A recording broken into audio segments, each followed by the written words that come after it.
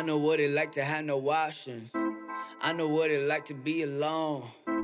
I know what it like to pick your pockets and not even a dime to call your own. I've been through hell and back and the flow still cold.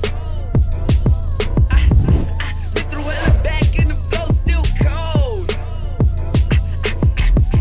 Been through hell and back and the flow still cold.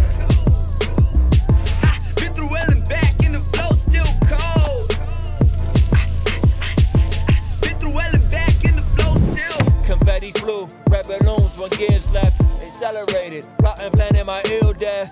Ha, funny how things work out. What is going on, bro? Welcome to the video.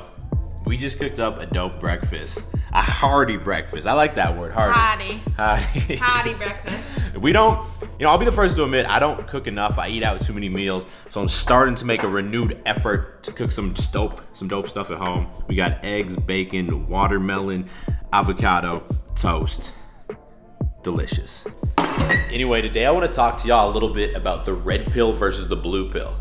Have you heard of that? I like the yellow and the green pill. What? No, you're thinking about Skittles, Julia. No, we're talking about two kind of popular dating philosophies. All right, the blue pill is kind of the romantic Hollywood view of relationships, that all girls are pure princesses and you have to find the one, the perfect one out there, and just confess your love to her, and then she's gonna fall for you and you guys are gonna live happily ever after together. And honestly, in today's modern dating climate, that's BS. Like, especially with the advent of social media and dating apps, we all know that we have options, especially attractive girls. And if you walk around with this mindset, you're gonna try and latch on to each girl that you meet and try and force it to work. And that's gonna make you be so needy that's gonna push her away. And the few girls who don't push you away are probably gonna be very insecure and they're just gonna use you for validation. Now, the red pill came about as a reaction to this, and I think at its core, it's a very good thing because it's telling guys, look, you have to have realistic expectations. No girl's perfect. If you put her on a pedestal, ultimately she's gonna disappoint you. And you also need to be aware of hypergamy, which is a principle that states the primary thing that a girl finds attractive in a guy is his success, the same way that the primary thing a guy finds attractive in a girl is her appearance. However, recently, like a lot of things in our world, I feel that it's gotten very extreme and toxic, and you have a lot of guys preaching that you should never trust a girl or she's eventually gonna cheat on you or dump you. You should only kind of use them and then move on to the next one, and that's it. Now, it is true that the divorce rate is super high, and if you try and think of everyone you know and count how many people are actually in good, healthy relationships, you can probably count it on one hand. You might not even need one hand. But still, there's no denying that when you're in that elusive relationship with a super cool, dope girl, like, it adds value to your life, it adds enjoyment to your life, it allows you to have experiences that you can't have all alone. And that's why, if you're taking this super extreme red pill mindset, ultimately, you're coming from a place of weakness. You're saying that I'm never gonna put my faith in a girl because, ultimately, I might get hurt, I might get cheated on. And that's weak, man. That's the same thing as saying, I'm never gonna start a business because I might lose some money. Like, yeah, most businesses fail, but if you're living life this way, you're optimizing for a lack of pain rather than, a maximum amount of enjoyment. And that's just weak.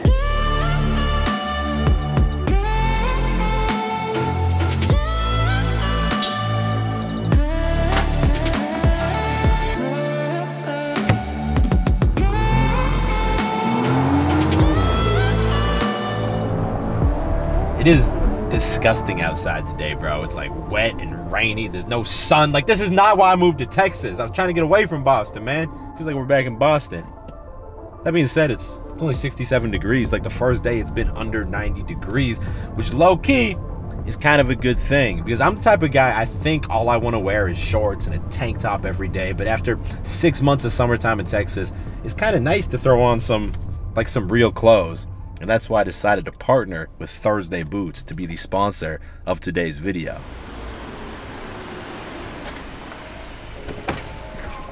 If only I had a fresh haircut to go with this outfit. It's been a minute since I've been to the barber, but check it out. These are the matte black Captain boots from Thursday Boots, and they have this rugged, badass vibe that I love. But not only that, all of Thursday Boots have top of the line construction. Like, they're made from premium USA leather. They're made using Goodyear welts construction, which is basically the gold standard of shoemaking, and it's no surprise. I own a few pairs that I've had for 3, 4, or 5 years, and they last. They're super durable. They're actually comfortable, unlike most boots that hurt your feet, and they're versatile. Right now I'm rocking them with these ripped jeans, and it has a little bit more of an edgy look to this outfit, but if I threw some jeans on that weren't ripped, it would class them up a little bit.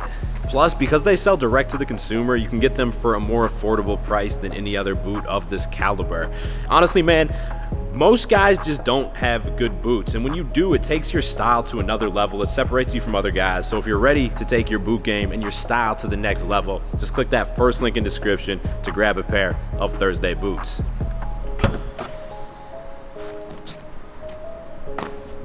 So looking back at my life, I was definitely very blue-pilled in my teens and early 20s, and I was always looking for the perfect girl to complete me, which obviously didn't work out. But I also think that a lot of guys who take red pill advice, they start blaming women for everything and taking zero responsibility, which is just weak and it's not effective. So right now, I want to give y'all a different approach that I've created through my own experience that I think is far superior to either of these options.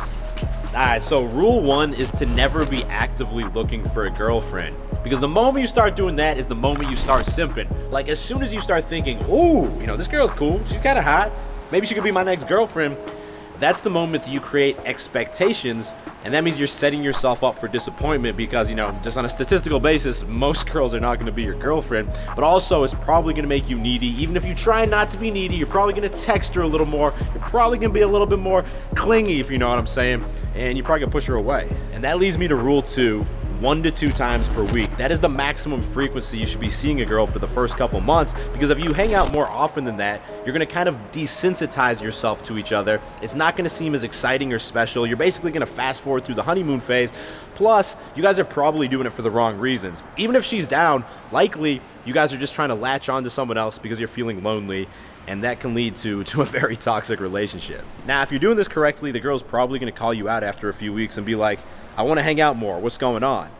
And most guys mess up here, and they either lie and say, I'm just really busy, or they, you know, crumble under pressure and just hang out as much as the girl wants. Instead, you should be honest and set a clear boundary and say, look, I like you, I'm open to seeing where this goes, but I don't want there to be any expectations. You know, I've made this mistake in the past, and it's really just a lot better for me if we take this at my pace and go at my speed. And the girl's not only gonna respect you for this, but it's also gonna drive her crazy and just spike her attraction.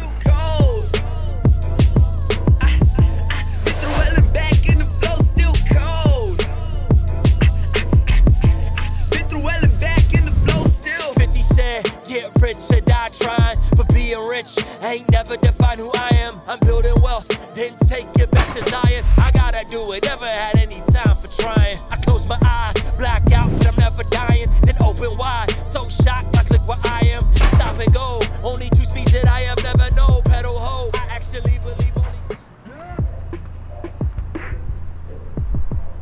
You're not gonna say it?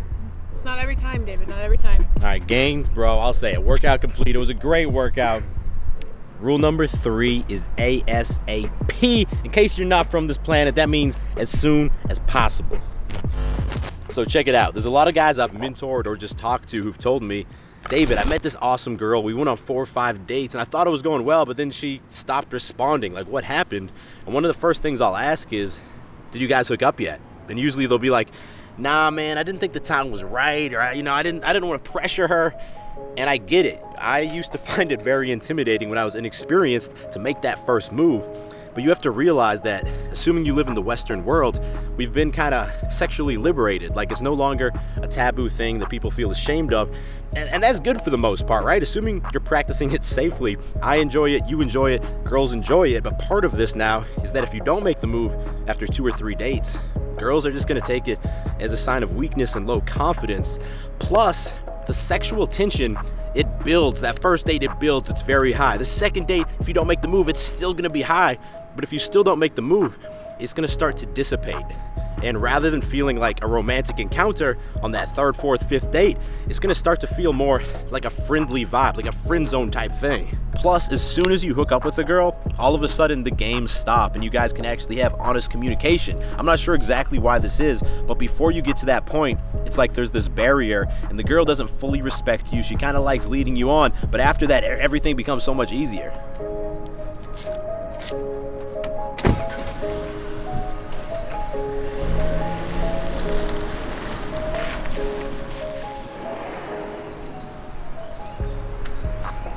Can I say it? It is officially hoodie weather outside.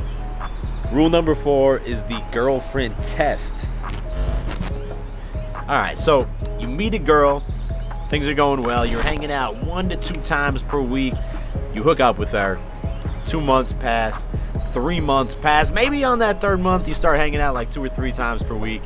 Now it's time for the girlfriend test. So I'm gonna give you 3 questions you gotta ask yourself to see if she's girlfriend material. Question 1, has the attraction sustained itself? So do you still feel equally as attracted as that 1st month, or is it already starting to diminish a little bit? Because, I mean, if the chemistry and the, that spark is already starting to fade after a few months, that's a big red flag and it's time to move on. Number 2, does she support your personal growth? If you're watching this channel, I know you're trying to be a beast. You're trying to be a beast financially, physically, emotionally, and what happens a lot of times in a relationship is someone's motivated, the other person's kind of complacent. Not that there's anything wrong with that, but then that person starts to tear the other person down. So is she telling you, don't go work out today, let's just hang, you're working too much, we should just go, drink some beers and watch the sports game? Because if she's already saying these things to you, then as time goes on, it's only gonna get worse. She's gonna try and hold you back. That's a massive red flag, you have to cut it off. And number 3, is she trying to be somebody? I've dated a lot of girls who, quite frankly, did not have any goals aside from trying to get wifed up ASAP. And again, there's nothing wrong with that. That's their decision to make. But you got to look at it like this. You're the king. You're trying to find your queen so you guys can dominate and grow your kingdom together. You want to find someone who's equally as motivated to grow as you, because then it's going to create this symbiotic relationship where you're pushing her to grow, she's pushing you to grow, and it can create some exponential growth. For example, when I met Julia, and I'm not saying we have a perfect relationship, but she had very clear goals of her own. She was studying to get her master's, which she got. She had plans to start her own practice down the line. She's probably equally motivated, if not more motivated than me, to hit the gym every day. And she passed the girlfriend test. Now, if a girl passed the girlfriend test, it does not mean necessarily she should be the girl that you marry. That is another question for another day, but for sure it's a good start. And if not, if she doesn't tick one of these 3 very important boxes, I hate to tell you, bro, you gotta cut her off.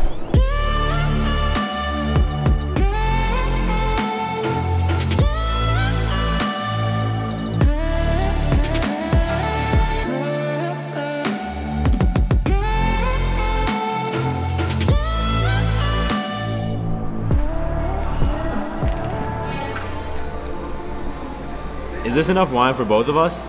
Yes. You sure? I didn't know Mod Pizza had wine. I think this is Mod Pizza makes their own wine. Is that? That's not. Come on. At the cashier, they were like, it's 375 milliliters. I was like, all right, is that enough for 2 people? They were like, well, if you convert it to ounces. I was like, is it enough for 2 people or not? And they didn't want to, one of those situations where they didn't want to give me a straight answer. So we got pizza with serrano peppers, spicy chicken sausage, bacon, and I know I said we're making an effort to cook at home more, but like, you have to have realistic expectations. We had to get pizza with pineapple on it. Wait, don't even get me started. Alright, rule number 5, like a Band-Aid. So if you're following the rules I gave you in this video, then there's gonna be times when you have to cut it off and break up with girls who aren't living up to your standards, right? And that's hard. That's one of the most difficult things you can do because you don't want to hurt the person's feelings. A lot of times you're not really ready to walk away. You don't want to be lonely. So the best strategy you can take is to take decisive action. The same way, if you're thinking about asking your boss for a raise, the best thing to do is just to go in there and have that hard conversation. You want to do it right away. And a lot of times I'll hear people say, well, you want to let them off slowly, start hanging out a little bit less. Like, bro, would you like it if a girl does that to you? You're going to be like, no, is she playing games with me? Does she still like me or not? Nah, man, you might hurt her feelings in the short term, but just go and say. Rip it off like a Band-Aid. Say, Julia, I'm not breaking up with Julia right now, by the way. Say, look, I've really enjoyed hanging out with you. I think you're an awesome girl. But to be honest, I don't want to keep leading you on, and I just don't think this is the right thing for me. So I think we should both go our separate ways. I wish you nothing but the best. Now, it's definitely best to do this in person, but at the very least, send this as a text message, because that way you guys are both on the same page. You can move on with your life. It's hard, but it also builds confidence. Now, here's the thing. If you want to actually improve your dating life, that means you need to be actively putting yourself out there, approaching girls, meeting girls on dating apps, and most guys straight up aren't doing this. Like, this is the #1 thing guys ask me for help with, which is why I want to tell you about my upcoming Beast Lifestyle Mentorship Program. It's basically a private coaching program. We've already filled up most of the slots, but we have a couple slots left, which means we're looking for a few more motivated guys. And if you join up, not only are we going to give you a super in-depth, step-by-step guide that shows you how to do everything from approaching the girl to closing the deal, but we're going to be personally working with you every single week on video calls to help develop a plan for you and actually follow up and make sure you're implementing the steps that we're giving you. If that sounds like something you want to be a part of, just click the second link down in the description to fill out a quick application, and if we think you're a good fit, we'll get right back to you.